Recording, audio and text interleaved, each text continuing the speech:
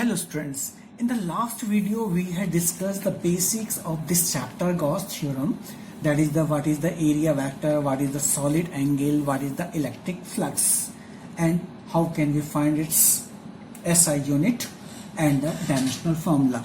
Now coming to the main topic of this chapter, Gauss theorem, very important, state and prove the Gauss theorem. Okay, so Gauss theorem, it is the explanation of the electric lines of forces passing through a surface. So just try to understand and then we'll define it in a simple way. Suppose this is a sphere, okay, and some charge is placed inside. Suppose the plus q charge is placed here, and if you assume a small surface through which the lines are passing, suppose this is the normal surface, so this is the direction of the electric field also, because it is the positive, so it will be the outward direction. And suppose the direction of the surface perpendicular to the surface, this is the area vector dA, it is the angle theta, here, and this whole surface, small surface, will subtend an angle here at the center, d omega you can say, and suppose the radius is here r. This is the radius of this body. I think it is clear. So the number of lines, that is the electric flux, according to the Gauss theorem, the electric flux passing through a surface is always equal to the 1 upon epsilon naught times of the charge enclosed by the surface. This charge is enclosed, no? Enclosed. So 1 upon epsilon naught times of this magnitude of charge is equal to the electric flux passing through the surface. This is the Gauss theorem. Okay. So very easy to remember. It states that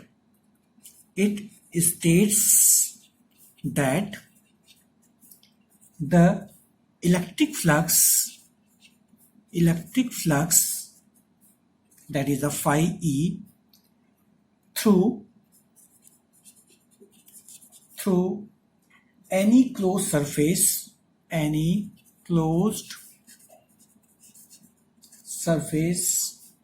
is equal to the 1 upon epsilon naught times. Epsilon naught, you know very well, it is the permittivity of the free space. Epsilon naught times the net charge enclosed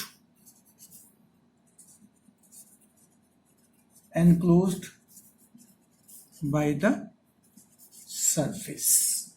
That is phi is equal to, it is the E dot dA, already we know this formula, it is equal to the 1 upon epsilon naught times of the charge. 1 upon epsilon, that is the Q upon epsilon naught. This is the Gauss theorem. Okay, so again to remind you, Gauss, according to this, the electric flux is equal to the 1 upon epsilon naught of the total charge, net charge enclosed by the surface. Okay, now see its proof, very important for your exam. See what is the proof. You know, if you take the small portion, so the small electric flux will be here. So d phi E is equal to the E, small surface area, E dA dot product, or we can write E dA cos theta. You can understand from here, it is the theta, na? So what is it? It is the dA cos theta, you can say, in this direction. I think it is clear, na? Horizontal line.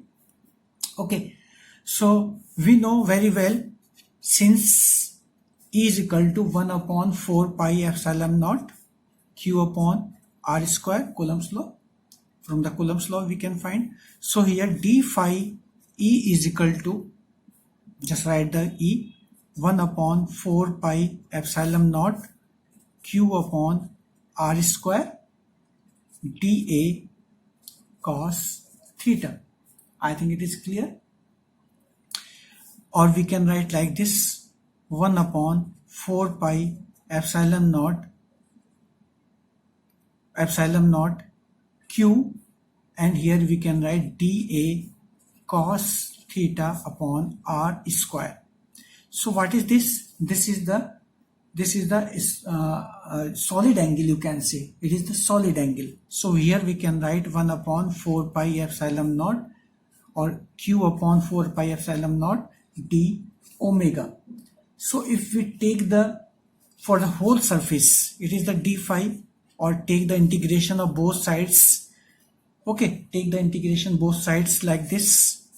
So we can write phi is equal to q upon 4 pi epsilon naught d omega, and q upon 4 pi epsilon naught, and the integration of the whole surface, it is equal to the how much? It is the 4 pi. Already we know about it in the previous video, you can see. So for the whole surface, it is the 4 pi. D omega is always equal to the 4 pi. So 4 pi is cancelled. So what is remained here? So phi is equal to, you can write phi is equal to q upon epsilon naught. Okay, q upon epsilon naught. So this is the proof of the Gauss theorem. So one more thing about the Gauss theorem, very interesting. Suppose this is a surface, and charge is outside. Okay, I'm taking the example. Okay, this is the origin, and charge is passing through this surface like this. Okay, it is passing like this. Okay, so from here it is passing through this small surface area, and from here it is from this surface area. So you can see the number of lines passing from here is equal to the number of lines which are coming out. Okay, inward is equal to the outward.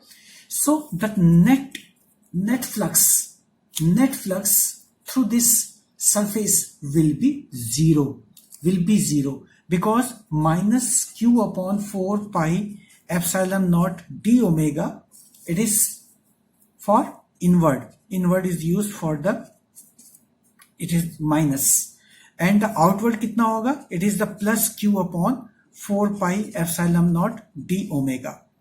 Okay, this value. So it is the outward.